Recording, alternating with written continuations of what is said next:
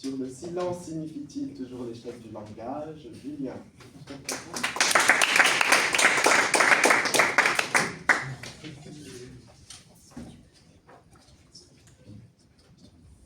Attendez une seconde, pardon. Quand vous...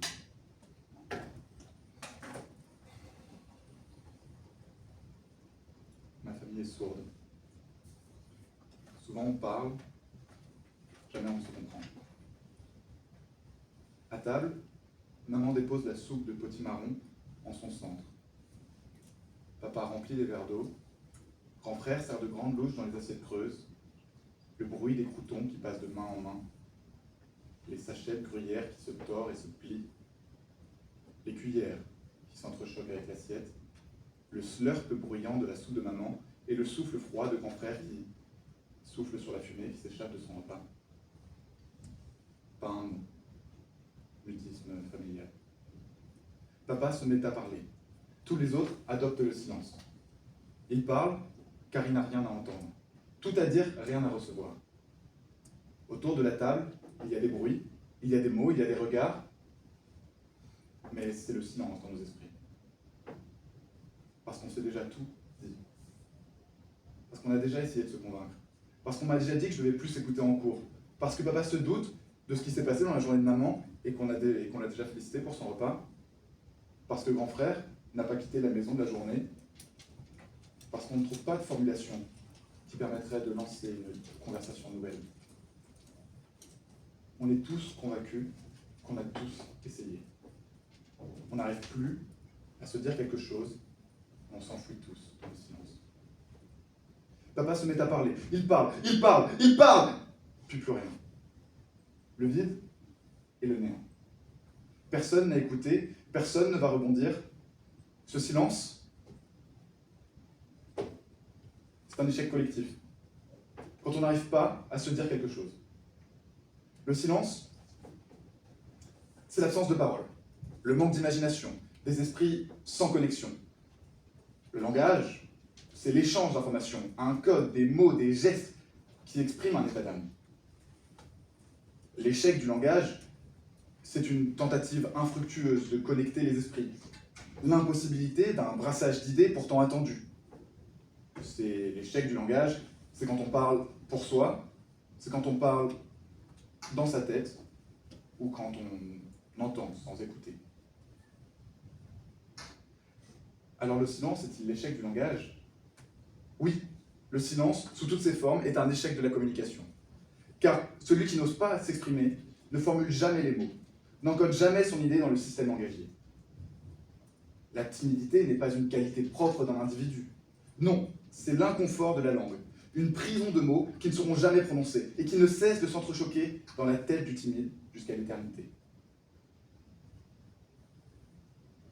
Le silence des deux êtres qui se sont tant parlé et qui ont tant partagé est aussi un échec du langage. Car ils s'aiment et que le langage ne saurait décrire l'intensité des sentiments qu'ils éprouvent au quotidien. Parce que se dire « je t'aime et tu me manques » est réservé pour les grandes circonstances. Quand on s'ennuie à deux, on ne dit rien, car on le dirait sans intensité que l'amour mérite. Certains pensent que la symbiose d'un être qui leur serait parfait pourrait se substituer à la parole, qu'une complémentarité de l'âme sœur leur permettrait de se décharger du fardeau de la communication. Ils ont tort. Le couple, aussi fusionnel soit-il, cherche la communication et peut y échouer d'une manière non dramatique. La communication, c'est un don et non un fardeau. On peut échouer dignement à se parler.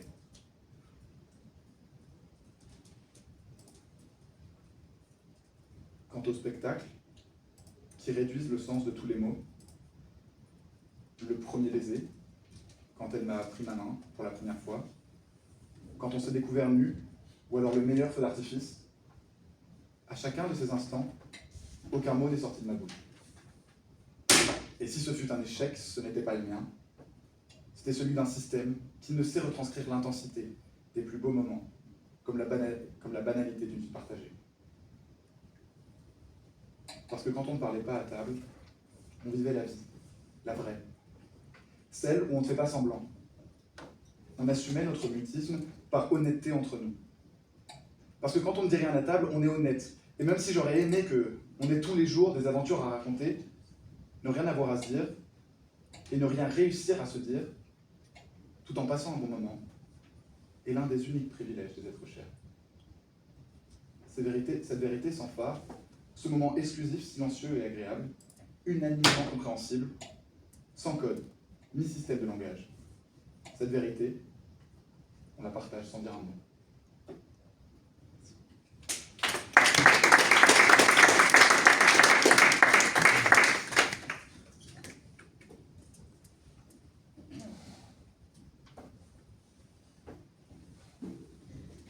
Monsieur, bonsoir avant tout.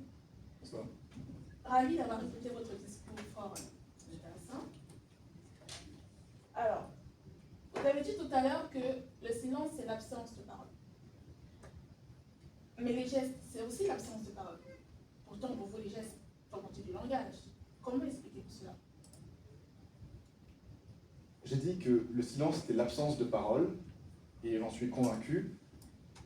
Et si les gestes peuvent constituer un langage, il faut bien comprendre, lorsque l'on parle de langage, que celui-ci doit être appris. Tous les gestes ne forment pas un langage. Une simple surprise, un frémissement de la peau ne peut pas être interprété comme un langage. La chair de poule n'est pas un langage. Il y a une intention derrière le langage. Et donc dans le silence, il y a un langage qui arrive à ses fins. C'est-à-dire que deux personnes qui ont compris les codes de ce langage n'arrivent plus à l'exploiter. Vous voulez donc dire qu'il faut savoir interpréter le langage. Et donc si on arrive à interpréter le silence, c'est pas finalement un langage? Non. Non. Et là, vous vous faites erreur. Parce que, justement, je parle de ces langages qui arrivent à leur fin. Ce silence, ce n'est pas n'importe quel silence, ce n'est pas l'absence de bruit. Le silence, ce sont deux personnes qui n'arrivent pas à exploiter les moyens qu'on leur a dotés. Donc, ne pas réussir à interpréter, des gens qui utilisent leurs mains pour parler, ou même simplement, des gens qui s'expriment par leurs mains, ce ne sont pas des gens qui font preuve de langage, et des silences, l'absence de son, n'est pas toujours un silence dans le sens dont on le pense ici dans ce sujet, et je pense que là-dessus vous faites erreur.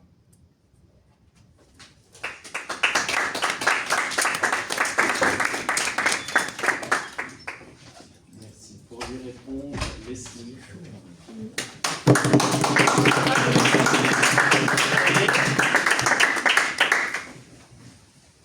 Juste pour un tout petit rappel, en fait,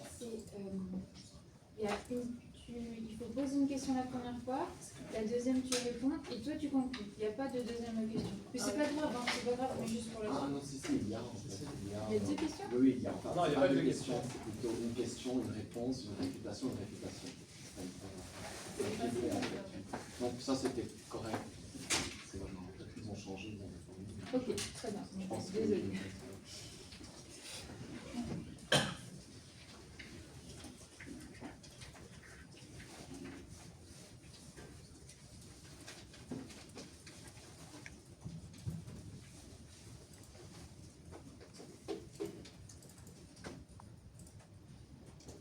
Le silence est d'or. La parole est d'argent. Quel merveilleux proverbe. Un proverbe qui exprime toute la quintessence du pouvoir du silence. Sur ce terrain-là, je suis d'accord avec vous, cher traducteur. Je suis également d'accord lorsque vous dites que le silence, c'est l'absence de parole. Mais en revanche, quelle contradiction de dire ensuite que le geste est un langage tout en délaissant le silence. Alors que le silence lui-même, il s'exprime aussi avec des gestes. Je suis navrée, mais là, nous frôlons l'ineptie. Il faut rester poli. Vous avez manqué une belle occasion de vous taire. Le langage est un canal de communication par lequel l'homme transmet des informations naturellement. Évidemment, le langage est dans la parole, dans les gestes, dans l'art, dans les dits, mais également les non-dits. Les yeux rieurs, le sourire espiègle, elle parvenait sans mal à deviner les intentions de son ami. Une sourde invitation à oser. À oser quoi? À braver les interdits, à gravir les montagnes, et que sais-je encore? Il s'agit de leur vie. Aussi bien que la beauté est dans les yeux de celui qui regarde, le langage est dans le cœur de celui qui comprend, monsieur mon contradicteur. Son silence parlait pour lui, le dos voûté, les bras entrelacés, posés sur ses genoux, les yeux obstinément rivés vers le vide. Il contemplait avec résignation sa fatalité, la fatalité d'un condamné à mort. Chers amis, le silence parle. Le silence murmure, le silence bafouille, le silence hurle. Le silence donne des informations cruciales. Le silence est un langage. C'est le langage du corps, le langage du cœur, le langage de l'âme. À partir de là, comment pourrait-il se mettre en échec lui-même? Au contraire, je dirais plutôt que le silence est l'apothéose du langage. Un langage si pur et si intime qu'il se comprend même sans avoir besoin de mots. Au témoin d'un bout, lorsque vous faisiez des erreurs, redoutiez-vous plus les hurlements de votre mère que son silence? Pour ma part, la question est vite répondue. Du haut de mes 22 années d'existence, je ne me suis jamais sentie aussi mal à l'aise que lorsque ma mère me fixait intensément de son regard réprobateur, le tout sans énoncer la moindre parole. Et dans ces moments-là, je comprenais aussitôt que j'allais devoir faire profil bas un long moment. Alors, lorsque notre Luberlu nous parle de l'échec du langage, je n'y vois là que l'échec de la parole. D'où ce proverbe. Le silence est d'or, la parole est d'argent. Le silence est nécessaire lorsque les mots ne sont plus suffisants pour exprimer notre pensée. Il est nécessaire lorsqu'on devant un adversaire borné qui campe sur ses positions. C'est pourquoi, si j'avais été seule dans cette pièce, avec pour seul public que mon contradicteur, j'aurais mieux fait de me taire. Car il n'y a pas pire sourd que celui qui ne veut pas entendre, messieurs. Par bonheur, c'est à vous que je m'adresse, mes amis.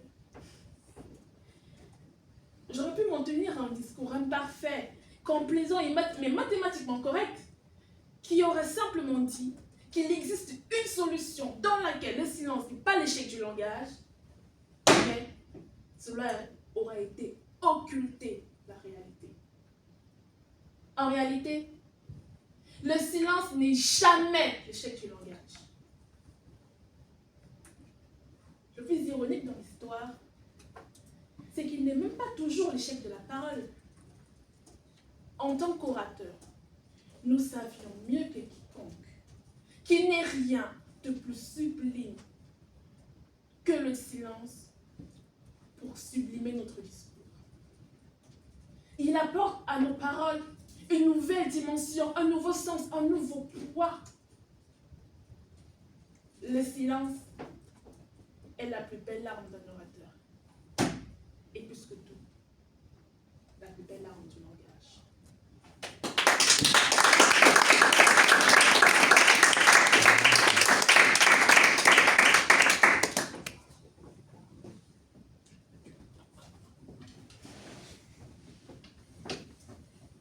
Tout d'abord, je tiens à vous remercier. J'ai adoré vos envolées lyriques.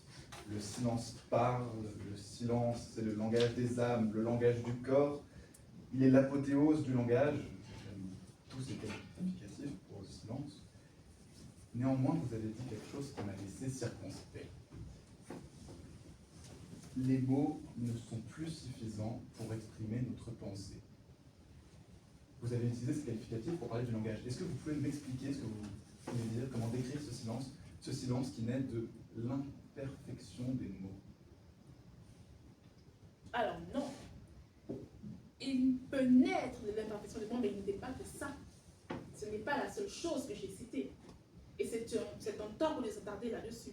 D'autant plus que le silence est aussi un outil qui peut améliorer la parole. Il n'est pas l'un ne remplace pas l'autre.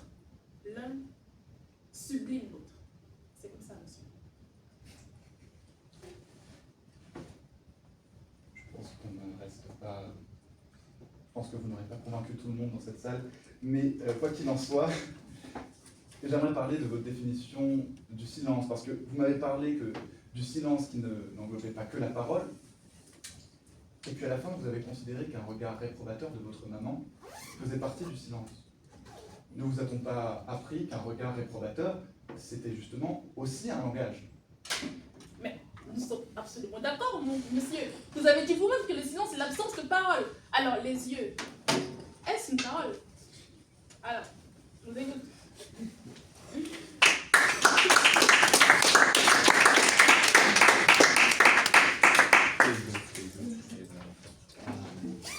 Sur le sujet numéro 2, qui ne dit mot consent à la RIC.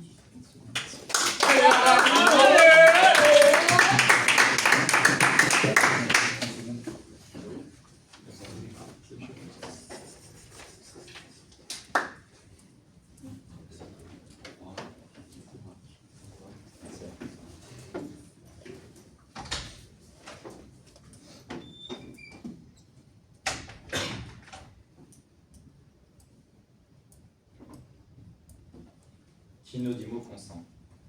Je suis face à un mur, une chemise blanche, sale, déboutonnée, trempée de sueur d'un labeur qui m'encombre. Je n'ai pas encore prononcé un mot, je suis déjà sur le peloton d'exécution, agenouillé, les bras levés, comme pour demander pardon. Qu'importe ce que je fais, ma fin est proche. Ses fusils sont chargés et sa lettre de mise à mort est déjà écrite. Comment parler d'un sujet aussi grave que le consentement dans un jeu? Alors que, à vrai dire, le consentement sur ces sujets, on ne l'a pas vraiment demandé. Et, comme un stupide, je n'ai rien dit. Autoritaire, inégalitaire, une personne sur 6 devait être crucifiée ce soir. Mais je n'ai rien dit. Et je n'avais pas dit de mots, et je n'aurais pas remis... Et si je n'avais pas dit de mots, je n'aurais pas remis en question la question que l'on m'a donnée. Et on m'aurait tondu et égorgé comme un mouton. À vrai dire, revenons à nos moutons. La langue française est belle, et sublime et subtile. Nous ici présents comprenons l'importance et le grand intérêt de la langue de Molière. Chaque rythme, chaque silence, chaque syllabe au mot, et la subtilité de la langue de Voltaire. Chaque mot doit être à sa place, et chaque mot apporte une dynamique nouvelle pour toutes les phrases. Sans un mot, une phrase change. Je t'aime beaucoup, à je t'aime. Le poids de chaque mot est important. Aucun mot n'a de sens hors d'une phrase, et aucune phrase n'a de sens hors d'un discours. Et comme dans une discussion, on parle à l'autre. Les mots ont des impacts sur les nôtres. Les idées filent, les pensées viennent, et on commence par parler de biscuits pour arriver sur une discussion autour des volcans. Alors que pourtant, j'étais intéressé par connaître son avis très précis sur les barquettes à la fraise et sur le fait que leurs goûts ont changé. Mais au final, j'arrive sur une réponse précise sur l'importance des volcans dans la Révolution française. Mon ami, en me parlant, m'a détourné de mon envie première, de ma volonté de connaître plus sur ces biscuits, de ma première question. Les questions, les interjections, les phrases nous détournent du mouvement de base. Les discussions sont comme un ruisseau, et les questions et chaque mot la détournent de plus en plus. La meilleure des discussions, c'est, et ça restera, de regarder dans les yeux de son amant, apprécier un moment, et ne pas avoir à communiquer avec l'autre. Car au final, on prend le même chemin, sans même détourner, sans même la forcer. De la même façon, on n'a pas envie de faire quelque chose, mais... autant pour moi. De la même façon, quand on a envie de faire quelque chose, mais dès qu'on nous pose la question, On n'a plus du tout envie de le faire, on perd cette envie, simplement à cause de ces mots, à cause de ces questions. Alors non, maman, je ne mettrai pas ce manteau ni ces gants, même si je voulais les mettre, même s'il fait froid, même si je meurs d'engelure à mes doigts, je ne céderai pas. Ça, c'est l'exemple typique du fait qu'une phrase peut tout changer. Au final, accepter une phrase, accepter une question, c'est ne rien dire, la laisser couler. Répondre à une question crée exactement le problème opposé. La question change et perd toute sa dynamique. Le non, dans un sens, c'est dès que la parole est lancée, mais aussi libre. En effet, une parole qui n'est pas libre, un silence qui n'est pas libre, perd tout son essence. Car oui, parler sans liberté, ça ne veut vraiment rien dire. On peut totalement forcer quelqu'un à ne pas répondre, mais si on le force à ne pas répondre, on peut totalement juste le forcer à accepter la solution. Alors dans ces cas, un oui, un non, un je ne dis rien ne change pas la finalité de la question. Toute parole, toute question, tout ordre porte en lui un poids, celui de détourner, de déformer, de dérouler l'ordre établi. Et c'est dans l'absence de contraintes, dans l'authenticité du silence, ou dans les choix volontaires, que l'on trouve véritablement en accord.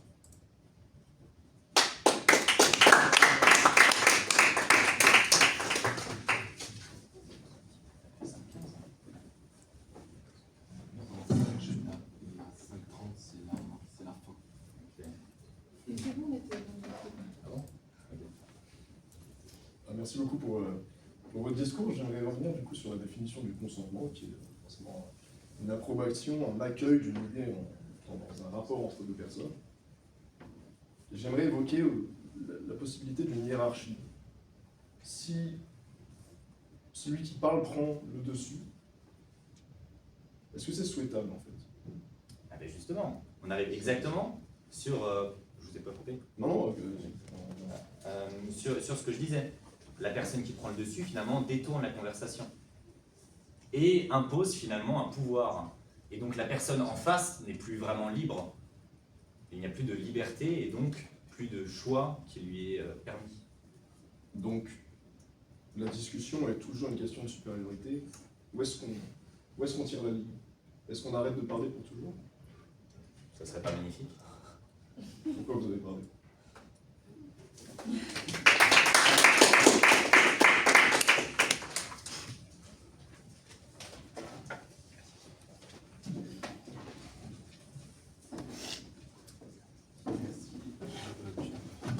Pierre.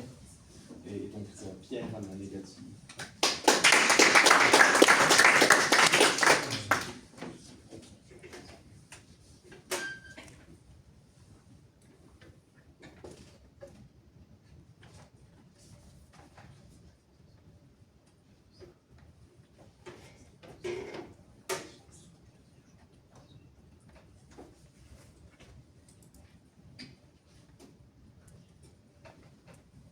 Cher jury, chère audience, article 1120 du Code civil.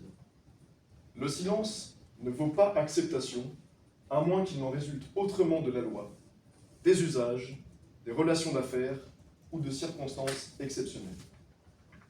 Et pourtant, il semble naturel de penser le contraire. Le silence rassure, il apaise, il adoucit. Quand rien ne s'oppose, tout semble s'accorder. Et le non-dit, parfois, peut sembler approuvé. Ainsi, qui ne dit mot consent, paraît-il. Mais qui l'a décidé? Ce silence, cet espace blanc entre deux bruits, peut-il vraiment devenir un oui? Non. Non, ce dicton, bien qu'élégant, est un abus criant. Un oui muet n'est qu'une ombre sans visage. Un oui enfoui n'est qu'un leurre qu'on confond avec un présage. Cela risque de nous embarquer dans des ennuis plus ou moins importants. Chez le coiffeur, vous n'osez pas répondre à une proposition capillaire, vous Vous sortez avec une coupe R9 2002 Prime. Mais plus problématique, en affaires par exemple. On vous glisse. Pas d'objection donc. Vous hésitez un instant et finissez par signer un contrat qui sonne faux. Ces silences mal compris, mal interprétés, deviennent des pièges où l'on finit par trébucher. Si consentir devient l'objet du doute. Car en vérité, qui ne dit mot consent, c'est la loi du plus fort. Une dictature des décibels où le silence est mort. Une assemblée où seuls les bavards ont raison. Et où les muets, malgré eux, se signent leur prison. Car il y a des silences lourds et des silences légers. Les silences complices et les silences révoltés, les silences de paix, les silences de peur, les silences de sagesse et les silences de cœur. Oui, le silence est pluriel, une myriade de nuances, un terrain vaste et fertile pour 1000 espérances. Mais aucun silence, aussi profond soit-il, ne peut signifier la volonté de consentir. Aucun silence, aussi interprété soit-il, ne devrait être un oui sans ce mot subtil. Le proverbe dit bien, la parole est d'argent, le silence est d'or. Oui, le cri du silence est parfois celui qui résonne le plus fort. Il est parfois un refus qui ne s'exprime qu'en absence, une force tranquille, un rempart de défense. Vous l'aurez compris, qui ne dit mot ne consent pas nécessairement. Mais au fond, derrière ce silence, se cache peut-être même un jugement. Imaginez cette scène, banale mais efficace. Un couple assis, l'un s'agace. « Tu m'écoutes » dit l'un d'un élan courroucé. L'autre, bras croisés, reste muet. Alors quoi? Ce silence est-il un accord discret? Non, c'est une bouderie, une colère rentrée, un silence qui hurle et qui veut tout dire sauf oui. Le silence boudeur n'est pas un consentement. C'est une réponse, mais pas celle qu'on attend. Et pourtant, à chaque instant, on impose cette règle. Ce « qui ne dit mot consent » qui nous égare dans ces pièges. Et puis, il y a les silences graves. Ceux qui pèsent lourd comme des enclumes. Ceux qui racontent des drames. Des blessures qu'aucune parole ne résume. Pensez à la victime du pire. De l'agression, de la violence, de l'oppression. Dire qu'elle a consenti parce qu'elle s'est tue, c'est ignorer que les silences est une fuite. Le silence dans ces moments est un cri étouffé, un refus qui surpasse les mots pour s'exprimer. Alors je dis, qui ne dit mot ne consent pas. Il résiste. Il inscrit son nom dans les plis de l'invisible liste. Son silence est une danse, une posture, une chance. Et il nous force à décoder son éloquente absence. Mesdames et messieurs, dire qui ne dit mot consent, c'est nier l'invisible, c'est détruire tout mystère, rendre l'inexprimé risible. Car il y a dans chaque silence une palette infinie. Un oui sans éclat, ou bien un non sans mots. Dans le silence du boudeur, il y a la trace d'une révolte. Dans le silence du penseur, il y a une cascade d'idées qui virevoltent. Dans le silence du poète, il y a un monde qui s'est construit. Et dans le silence du rêveur, l'étoile qui luit. Dans le silence du juge, il y a la gravité des sentences. Dans celui de l'enfant, l'écho de 1000 innocences. Dans le silence d'un regard, tout un roman muet. Dans celui de l'attente, le poids d'un peut-être imparfait. Mais attention, car tout silence n'est pas aussi noble. Certains cachent des lâchetés, des manœuvres malsaines et ignobles. Ah, le silence, ce langage universel, mais parfois si dangereux, qui devient mortel. Dans le silence d'une foule, le règne de l'oppresseur. Dans le silence d'une victime, une tempête de peur. Alors, ne forçons pas les silences à parler. Ne leur imposons pas un oui qu'ils n'ont jamais prononcé. Car dans ce vide, il y a des mondes à deviner, et parfois c'est un non ou un peut-être qu'il y a à chercher.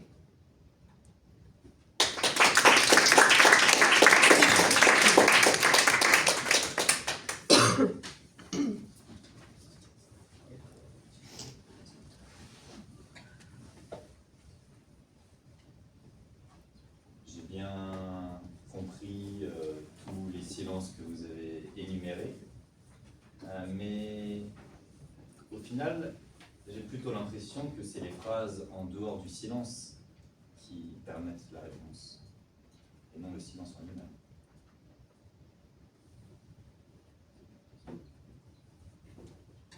Vous avez une question? En quoi ce ne seraient pas les phrases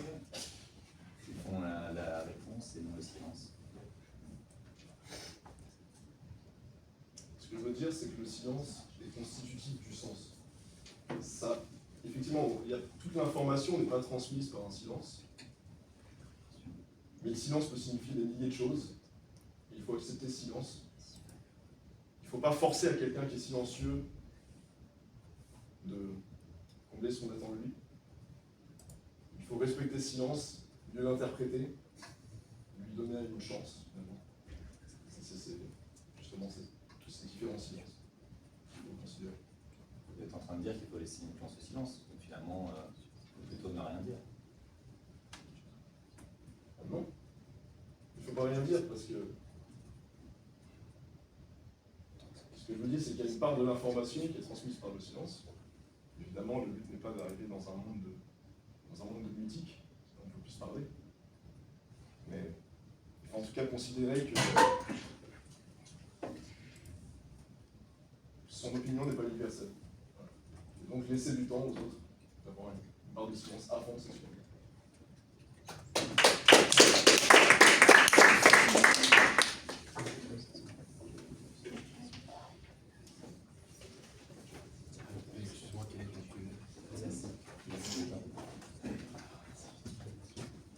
Sur le sujet, le langage reste-t-il toujours à la surface des choses? Yacine.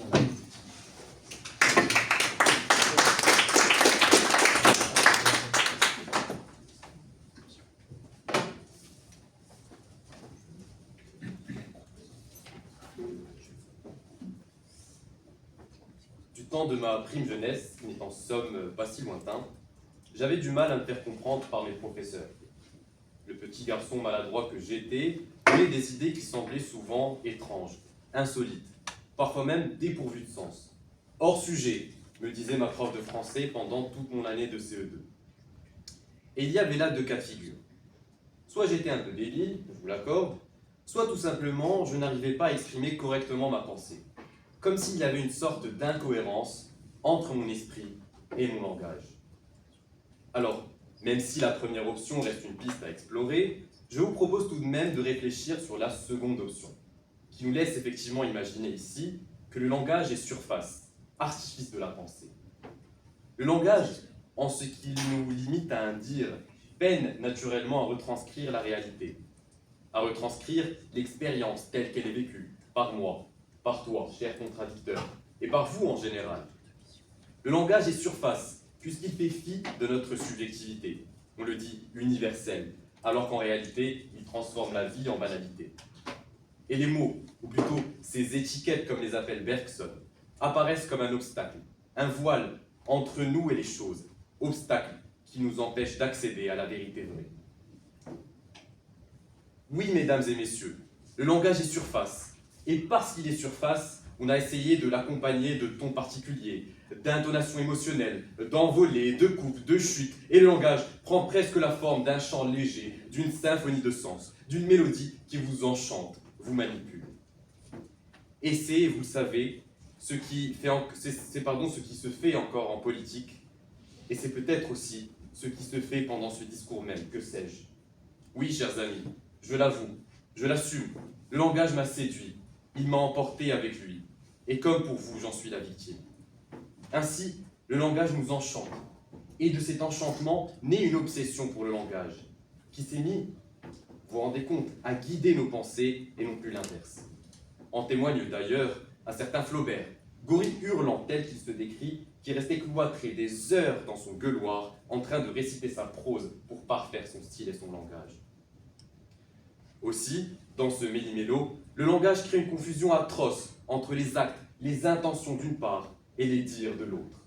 Tenez, quand votre copine vous dit « Mais t'inquiète, tout va bien », eh bien cela veut dire, et sachez-le, que tout va mal. Quand on vous dit 24 heures avant votre partiel, que vous n'avez bien sûr pas révisé, « T'inquiète frérot, ça va le faire », cela veut naturellement dire que vous êtes dans la merde. Alors, s'il y a tant d'implicite dans l'explicite, c'est que notre esprit prédomine toujours quand il s'agit de comprendre les choses. Que le langage n'est là finalement que pour être là. Et puis, on a beau dire, les actes resteront toujours les actes compteront toujours plus que des paroles en l'air. Un baiser, vaudra toujours plus qu'un simple je t'aime. Un effort concret prendra toujours le dessus sur un je fais de mon mieux. Et des larmes qui coulent sur un doux visage nous marqueront toujours plus qu'un je suis triste. Le langage n'est alors captif que de simulacres. Il est parvenu à sacrifier le fond au profit de l'apparence. Il ne rend pas compte de l'intensité de la vie. Mais moi, je ne veux pas simplement dire les mots. Je ne veux pas seulement rester à la surface. Je veux plonger dans les abysses de mon âme et de mon esprit, vous faire voir ce que ce petit garçon de 8 ans avait dans la tête. Je veux vivre sans jamais ne rien avoir à dire. Je veux tout découvrir, tout explorer, tout tenter dans le silence le plus complet, loin de ces malentendus, de ces « salut, ça va ?» très hypocrites et superficiels, loin de ces manipulateurs mal intentionnés. En réalité, c'est de vous que je veux être proche. Oui, vous qui êtes sensible au monde qui vous entoure, pour dépasser le dire et oser passer ensemble au faire. Il revient à nous, plongeurs intrépides, orfèvres de la pensée, de repenser le langage comme point de départ, comme outil de l'esprit, et non plus comme miroir de la pensée. Quant à moi, je dois bien finir par me taire un moment, pour donner un peu de sens à ce que je vous dis. Mais regardez, je ne me tais pas, c'est plus fort que moi. J'aime parler, aidez-moi, sauvez-moi. Je suis prise au piège, le langage ne me lâche plus. Merci pour votre écoute.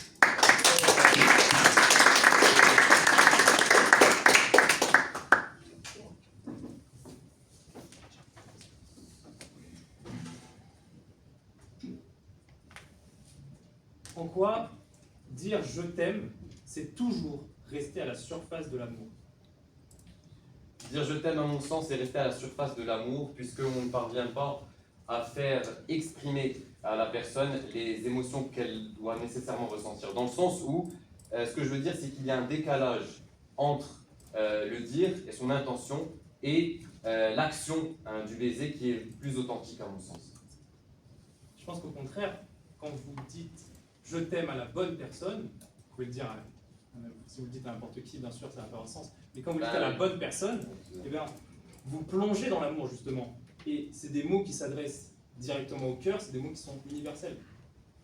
Je ne pense pas nécessairement, d'une part parce que dans l'idée générale, on peut concrètement, si je fais usage du langage, vous dire je t'aime actuellement alors que je ne le pense pas, vous pouvez ressentir des choses que je ne pense pas et donc il y aura bien un décalage. Le langage a justement cette qualité ou cette partie assez fausse, d'une certaine manière, que l'on peut toujours exploiter et c'est justement ce qui fait qu'il y a certaines personnes qui sont manipulatrices. Et justement, c'était tout l'objectif de cette pensée-là, de montrer que le langage a une partie qui est fausse et on peut toujours en faire usage.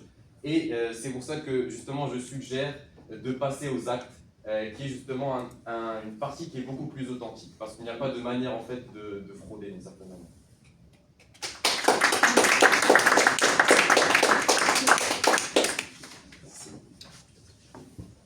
Et pour lui répondre et clore le débat, Corentin à la négative.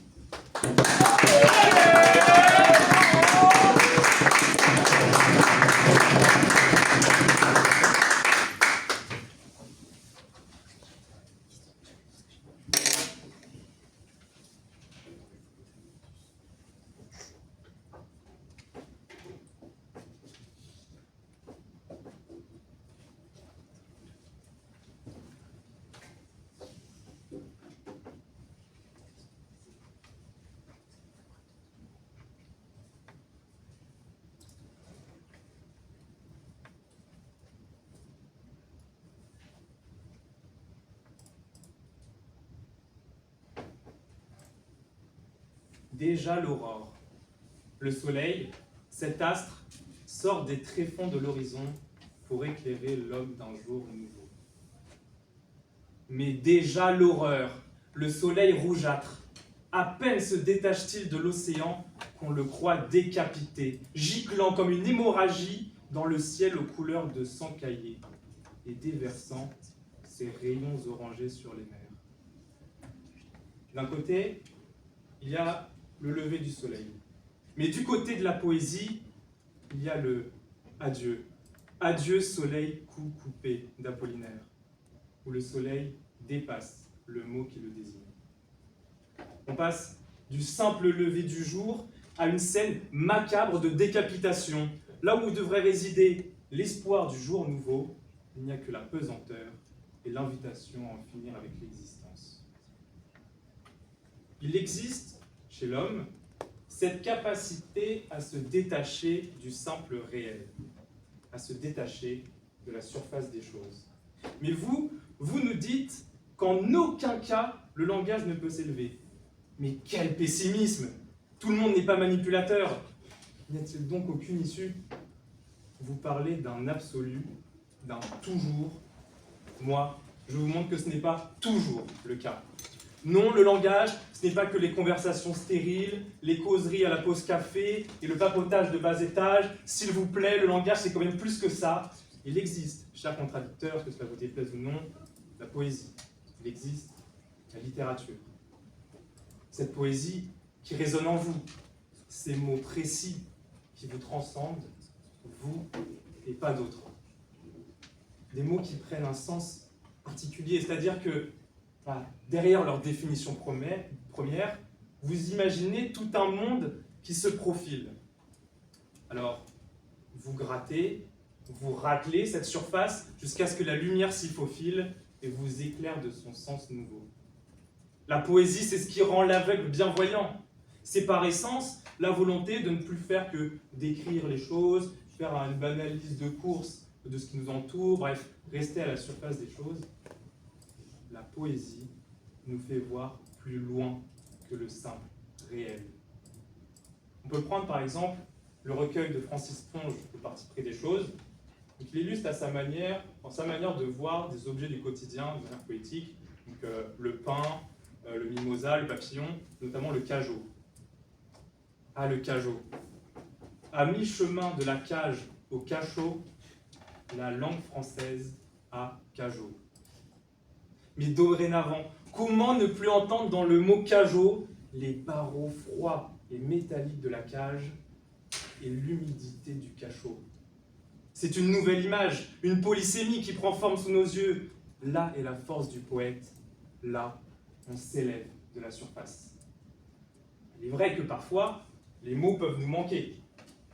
On peut se retrouver un peu emprisonné par notre vocabulaire. Mais tout comme il est vrai que parfois ces mêmes mots vont nous transcender, qu'ils s'alignent comme une évidence de notre esprit. Et dès lors, on ne parle plus seulement à nous-mêmes, mais on parle aussi à des millions de personnes qui vont se retrouver dans nos mots. Puis, en écoutant mon contradicteur, on ne peut être que convaincu qu'un tel argumentaire ne fait que rester à la surface des choses. Alors tentons, nous, de dépasser ces facilités, et notamment lorsque vous nous dites que le langage transforme la vie en banalité, et donc qui reste en surface. Mais, cher contradicteur, si votre quotidien vous paraît pauvre, vous paraît sans poésie, ne l'accusez pas. Accusez-vous vous-même, c'est parce que vous n'êtes pas assez poète pour en voir la richesse. Allez, bas les masques. Vous n'êtes prisonnier que dans votre esprit et pas dans votre langage. Dès que vous abordez la vie comme poète, les mots se délient. Les phrases prennent forme. À quel délice! Les images se créent, les langages s'envolent. Quel solstice! Car alors vous n'êtes plus simplement lié à la terre, accroché au réel, mais vous vous élevez comme le soleil du matin qui ne déverse plus son sang sur les mers, mais son sens poétique.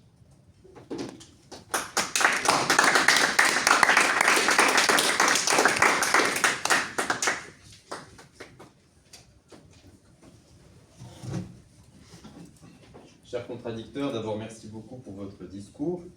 Alors si je vous suis très bien, nous devons, pour pouvoir communiquer, constamment pouvoir user de poésie, de littérature. Dans ce dialogue, faisons des rimes tant qu'on y est. Ma question est alors la suivante. Ne pensez-vous pas que vous venez justement de perdre 5 minutes à me donner raison? Ne pensez-vous pas que votre argumentaire est complètement illusoire et irréaliste à vouloir constamment faire usage de poésie?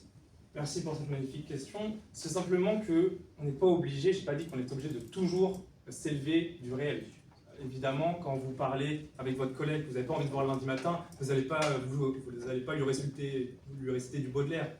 C'est pas une question de est-ce que c'est bien ou est-ce que c'est pas bien, c'est une question de est-ce que c'est possible. Moi, je vous dis que c'est possible de se détacher du réel quand on veut, grâce à la poésie, grâce à l'expression du langage. D'accord, mais je suis désolé, cher contradicteur, que vous le vouliez ou non, nous sommes dans le réel. Et concrètement, dans le réel, le langage reste surface. D'accord. Ça, c'est juste votre position du sujet. Non, mais C'est juste que- parce qu'on est dans le réel, donc Non, on ne mais sort pas du réel. c'est On parce que considère vous l'argumentaire avez- dans le réel. Parce que vous devez montrer que c'est toujours. Moi, vous parlez d'un absolu, de quelque quittez chose pas le qui est réel. absolu. Moi, je vous dis qu'il y a un contre-exemple, et ce contre-exemple suffit à montrer qu'on peut se détacher du réel.